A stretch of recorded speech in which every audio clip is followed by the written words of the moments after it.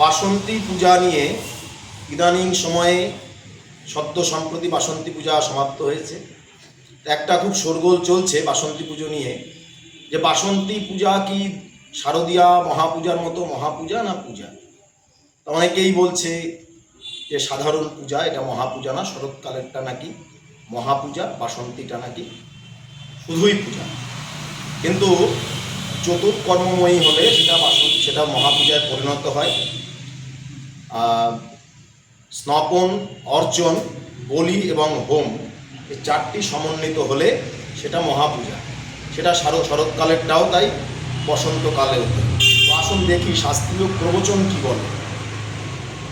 তো মহাকাল সংহিতার গুহ্য কালীখণ্ডের 13 অধ্যায়ের 123 নং শ্লোকে বলা হচ্ছে, যথা চ শারদীয়ার্চা বাসন্ত্যার্চা তথৈব চ নান্যবর্তিতে ভেদ সরোপি নিগমাদিষু আসিত পূর্ব মহাপূজা বসন্তেভ্যো জগত্রয়ে।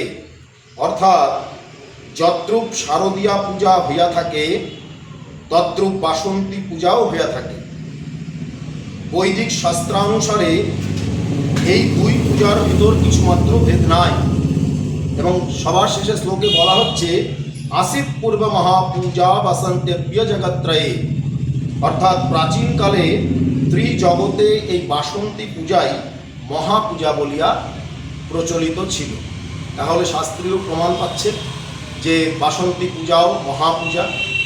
এবং শরৎকালের সাথে বসন্তকালের পার্থক্য এখানে যে শরৎকালে বোধন, তখন রাত্রিকাল থাকে দেবতাদের, এবং বসন্তকালে দিবাভাগ, দেবতারা জাগ্রত থাকে, তাই বোধন নাস্তি, বোধন হবে না।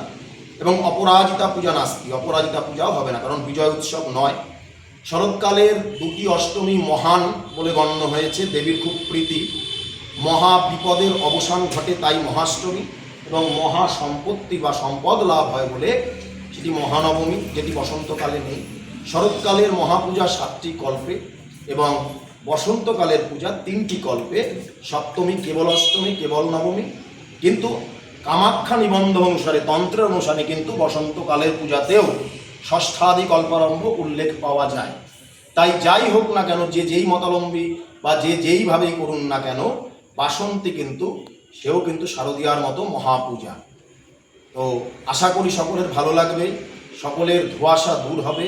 আমি মহাকাল সংহিতার থেকে শাস্ত্রীয় প্রমাণস্বরূপ তুলে ধরলাম। নমস্কার, ভালো থাকবেন সকলে, সুস্থ থাকবেন।